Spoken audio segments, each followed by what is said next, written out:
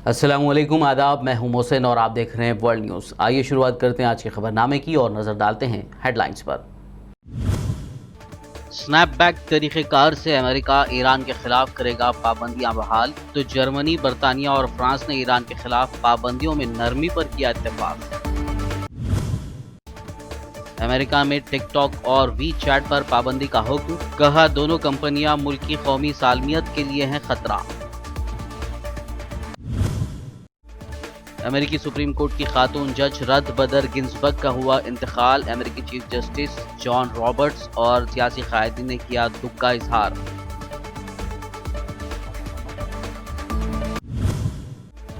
जम्मू कश्मीर के राजौरी से 3 मिलिटेंट्स की गिरफ्तारी का पुलिस ने किया दावा, असला और गोला बारूद समेत 1 लाख रुपए नकद रकम की गई जब्त।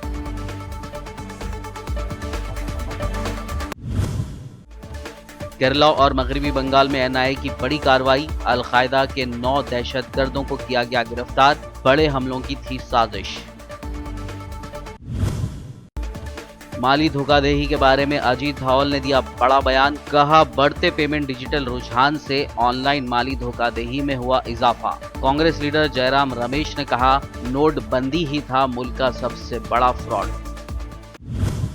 और अब खबरों की तफसील। अमेरिकी सदर डोनाल्ड ट्रंप की इंतज़ामिया स्नैपबैक नामी एक मुतनाज़ा तरीक़ेकार का इस्तेमाल करते हुए ईरान के ख़िलाफ़ अक़वाम मुत्तहिदा की पाबंदियाँ बहाल करने जा रही है।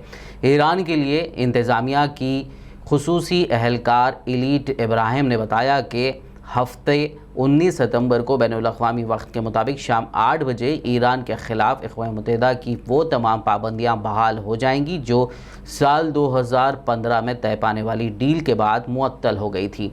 ईरान पर हथियारों की फ़रोख्त के सिलसिले में आयद पाबंदी की मुद्दत भी अक्टूबर के वस्त में ख़त्म हो रही थी, जो ताज़ा अमेरिकी इक़दामात के बाद ख़त्म नहीं होगी। अमेरिकी सदर डोनाल्ड ट्रंप की मुखालिफत के बावजूद जर्मनी, बरतानिया और फ्रांस ईरान के ख़िलाफ़ बैनुल-अक़वामी सतह पर पाबंदियों में नरमी पर मुत्तफ़िक़ हैं। तीनों यूरोपीय ममालिक ने इस बात का इजहार अक़वाम मुत्तहिदा की सलामती कौंसिल को लिखे एक ख़त में किया है। इस ख़त के मुताबिक ईरान के ख़िलाफ़ दोबारा पाबंदियों का नफाज़ क़ानूनी तक़ाज़ों के बरक्स होगा। जर्मनी, बरतानिया और फ्रांस ने मुतालबा किया कि साल 2015 में तेहरान के साथ तय पाने वाले जौहरी मुआहदे पर पूरी तरह अमल दरामद जारी रखना चाहिए। गौरतलब है कि अमेरिका ने साल 2018 में यकतरफा तौर पर इस मुआहदे से दस्तबरदारी इख्तियार कर ली थी। अमेरिकी बहरिये ने ऐलान किया है कि अमेरिकी अफवाज ने आबनाए हरमोज़ के रास्ते एक तैयारा बरदार बहरी जहाज़ और जंगी जहाज़ इलाक़ाई पानियों तक पहुँचाए हैं।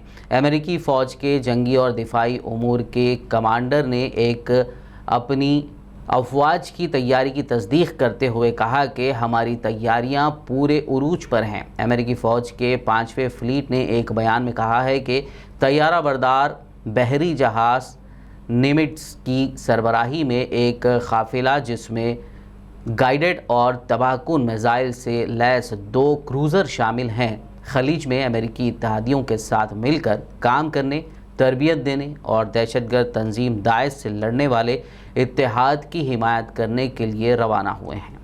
क्रिक ने मज़ीद बताया कि निमिट स्ट्राइक ग्रुप जुलाई से ही 5वें फ्लीट के इलाके में काम कर रहा है और ये इंतहाई तैयारी के हालत में है।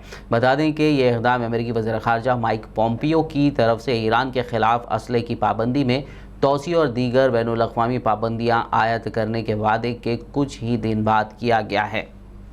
तुर्की के वज़ीर ख़ारजा मेलवेत कावुसोग्लू ने हफ्ते के रोज़ कहा कि तुर्की साइप्रस के मामले पर कोई बातचीत नहीं करने जा रही है।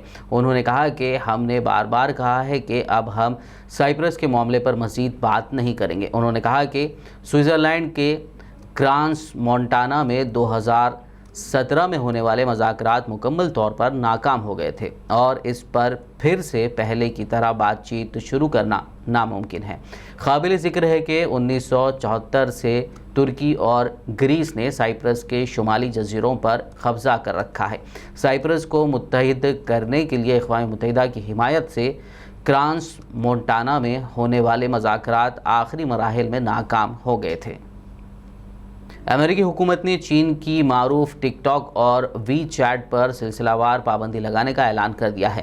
میڈیا رپورٹس کے مطابق امریکی حکومت کی جانب سے وی چیٹ پر اتوار یعنی 20 ستمبر سے پابندی عائد کی جا رہی ہے، جبکہ امریکی شہری 12 نومبر سے چینی ٹک ٹاک ایپ کا استعمال نہیں کر سکیں گے۔ ٹرمپ انتظامیہ کا کہنا ہے کہ دونوں کمپنیاں ملک کی قومی سالمیت کے لیے خطرہ ہیں اور صارفین کا ڈیٹا بھی چوری کر رہی ہیں، تاہم چین نے امریکہ کی جانب سے لگائے جانے والے ان الزامات کو مسترد کر دیا ہے۔ خیال رہے کہ چین اور بھارت کے درمیان سرحدی تنازع کے نتیجے میں بھارتی حکومت کی جانب سے بھی چینی اپلیکیشنز پر پابندی عائد کی جا چکی ہے۔ چین کی جانب سے تائیوان کے قریب فوجی مشقوں پر امریکی وزیر خارجہ مائک پومپیو نے سخت رد عمل ظاہر کیا ہے۔ ان کا کہنا ہے کہ تائیوان کی سرحد کے قریب چینی فوجی مشقوں کا فیصلہ فوجی شور شرابہ ڈالنے کے مترادف ہے۔ انہوں نے گیانا کے جارج ٹاؤن میں ایک پریس کانفرنس میں کہا کہ ہم نے ایک وفد کو مرحوم صدر لی ٹنگ ہوئی کی تدفین کی تقریب میں شرکت کے لیے بھیجا تھا اور چینیوں نے فوجی شور کے ساتھ جواب دیا۔ میں اس معاملے کو اسی جگہ چھوڑ دیتا ہوں، مگر ہمیں چین کا تائیوان کے حوالے سے طرز عمل قبول نہیں۔ واضح ہو کہ چین نے جمعے کے روز تائیوان کی ایک بندرگاہ کے قریب جنگی مشقیں شروع کی ہیں۔